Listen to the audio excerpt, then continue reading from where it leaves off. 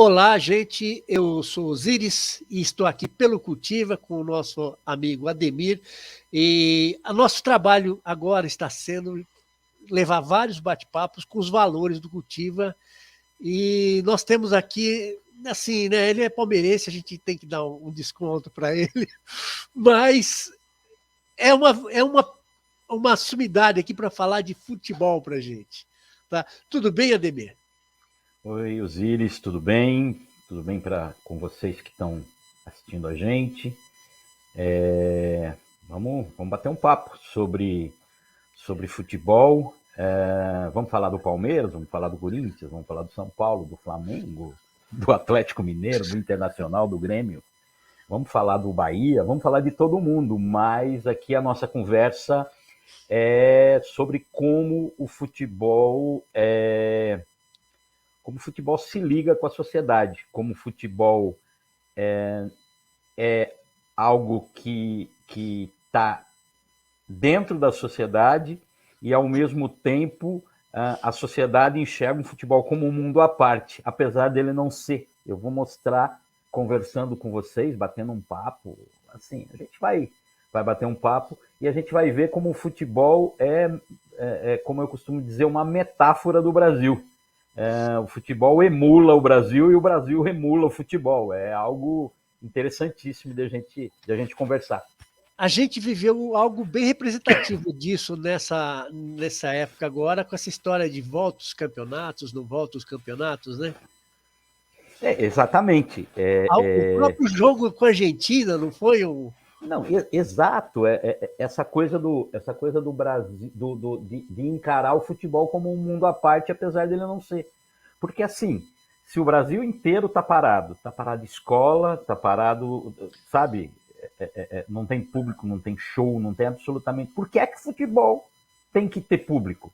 Por que é que vai ter gente no estádio? Por que é que chega um jogador de futebol de outro país que um cidadão, vou botar entre aspas, um cidadão normal daquele país chega no Brasil, ele tem que cumprir uma quarentena, e vem um jogador de futebol e ele entra livremente, circula por hotel, avião, aeroporto, depois vai para treino de futebol e vai jogar futebol e pode. E o jogador, ele não pertence a um mundo à parte.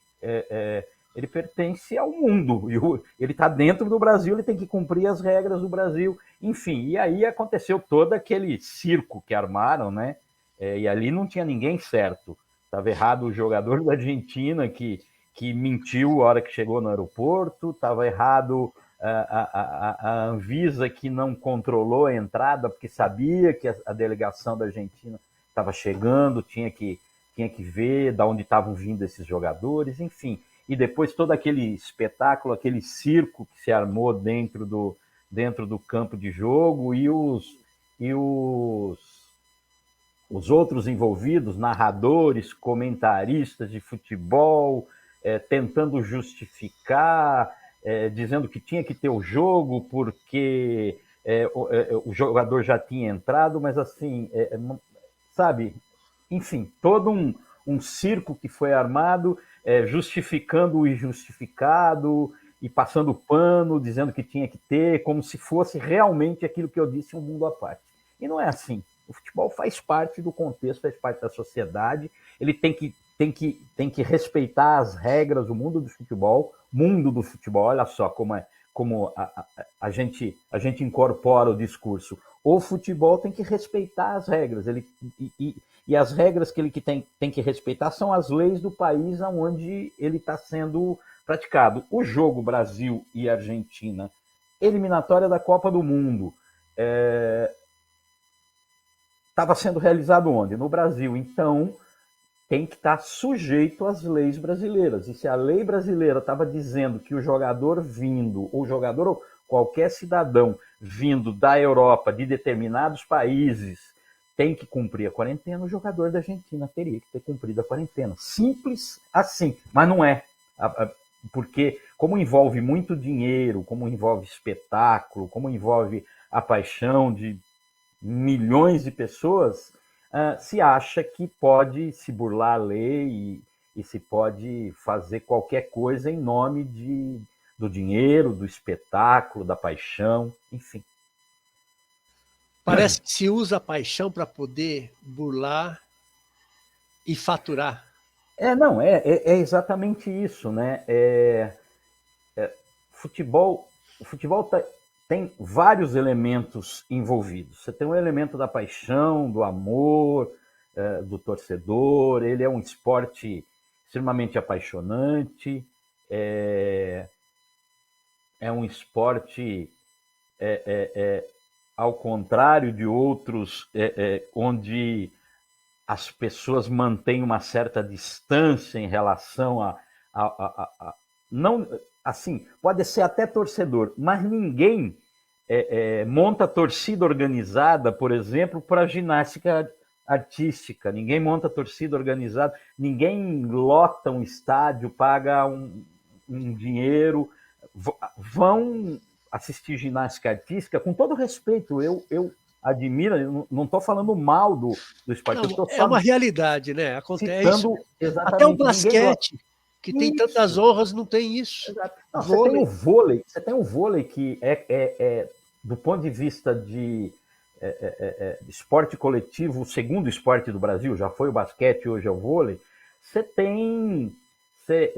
vê jogo do campeonato da Liga Brasileira de Vôlei com um ginásio vazio, aí nas finais lota, mas aí você vê que está todo mundo com a mesma camisa.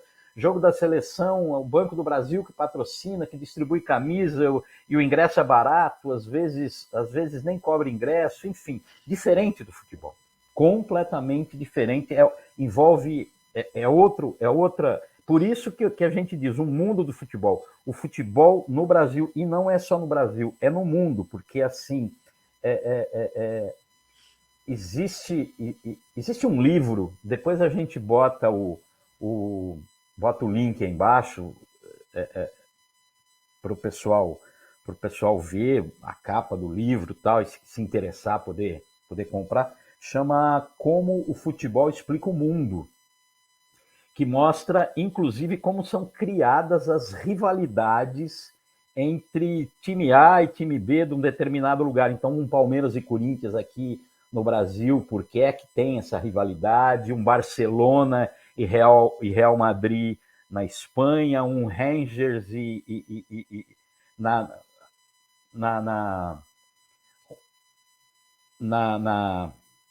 na Escócia, enfim, por que é que tem essas realidades? E assim, inclusive mostrando que essas rivalidades chegam a ser algo que estimula ou que tem dentro de si uma pulsão de violência, mostra o porquê, inclusive, essa relação entre essas torcidas de time A e time B faz com que tenha muita violência, tenha morte, tenha briga, enfim. É muito interessante, e aí vai na história para mostrar o porquê dessa realidade. É muito interessante, quem quiser pode pesquisar e ler o livro, que é muito interessante. Eu vou postar as imagens do livro aqui, depois a gente pega o autor, põe tudo, vai ser legal. Legal. E, Ademir, você falando assim, começa a me lembrar, porque eu não sou muito ligado ao futebol, aquela coisa, tem um jogo de seleção tal, a gente torce e tal. Se bem que acho que na última Copa eu não torci para o Brasil como muita gente. Isso é muito comum. Você pega no Brasil, de um período para cá, um grupo político, que é o grupo político da extrema-direita, se apossou das cores da bandeira nacional e da camisa da seleção brasileira. Isso faz com que o outro grupo, aquele grupo que é a maioria, inclusive, os 70% que não são fascistas, que não são de extrema-direita no Brasil, se afastem um pouco da seleção brasileira para marcar posição. Isso é comum, e em determinados períodos tem isso. Você pega, por exemplo, até no discurso, no discurso sobre vitórias da seleção brasileira, você pega uma certa como é que isso envolve política. Por exemplo, você pega a seleção brasileira de 70, a seleção brasileira de 70 tem na seleção aquele que foi e é considerado o maior jogador de futebol de todos os tempos no mundo, que é o Pelé. E a seleção brasileira ganha a Copa do Mundo de 70, e individualmente, além do Pelé, tinham muitos jogadores muito bons. Era uma seleção individualmente, com vários jogadores muito bons. Muito bons. Eu lembro, Rivelino. Exato, Rivelino. Exato. Todos. O goleiro era excepcional. Carlos Alberto na defesa, Tostão, enfim. Eram individualidades que compunham um time e eram muito bons, realmente. Inclusive o Pelé é o maior exemplo disso. Aí você pega, era 1970, ditadura militar, o que o governo brasileiro pregava? Pregava a unidade nacional, pregava esse é um país que vai para frente. Então, assim, o coletivo acima do individual. E mesmo tendo o maior jogador de futebol do mundo individualmente jogando na nossa seleção, o discurso da vitória foi o discurso do coletivo. Se construiu pela política daquele momento, no governo, nos meios de comunicação que apoiavam o governo, um discurso da vitória coletiva. Tá? Eu não estou dizendo que não foi, eu não estou dizendo que foi. Eu estou dizendo que o discurso construído foi o discurso da vitória coletiva. Você pega, diferente disso, você pega 1994, quando o Brasil foi tetracampeão nos Estados Unidos. Você tinha uma seleção que tinha também alguns indivíduos muito bons. Romário era muito bom, Mazinho era muito bom, mas foi uma seleção que jogou coletivamente, ganhou praticando um futebol coletivo. Todo mundo jogando em função de um único jogador, que era o Romário, mas o coletivo ganhou aquela Copa do Mundo. Vamos para o discurso que foi construído. Era a década de 90, era o neoliberalismo que estava na política, na economia, e precisava se construir um discurso do individual. E quem ganhou aquela Copa do Mundo foi o Romário. O discurso individual, o indivíduo acima do coletivo, aquele que individualmente levou o Brasil a ganhar a Copa do Mundo. E não foi, aquele time era um time extremamente coletivo. Então, assim, eu nem sei como nós íamos parar nessa conversa disso mais. Mas, assim, só para mostrar como é que a política se apropria. A política e a necessidade do discurso político do determinado momento se apropria do futebol. Agora eu lembrei da onde nós vamos parar, é que a conversa começou exatamente por aí. Então, assim, mas isso, Osíris, e isso para quem estiver nos assistindo, faz parte da história do futebol. Sim. Tem um documentário na Netflix,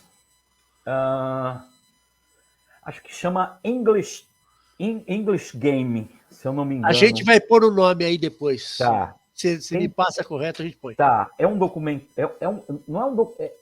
É uma série documental.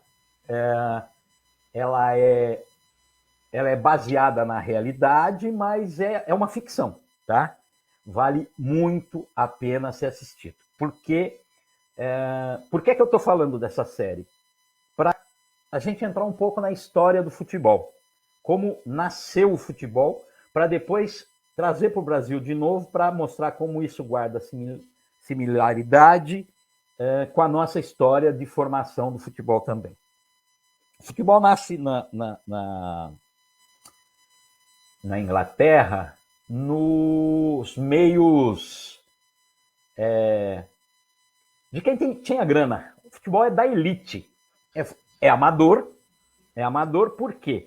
Porque é um esporte praticado por quem tem dinheiro nos seus momentos de lazer. Ele tem regra, enfim, ele tem tudo isso, porque você precisa botar regra. Só abrindo um parêntese, antes do futebol ser um esporte com regra, existia a prática do jogo de bola. Várias práticas.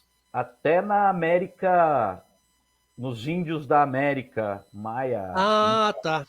Já até, vi. até que tinha. Era um jogo ritual. Era um jogo.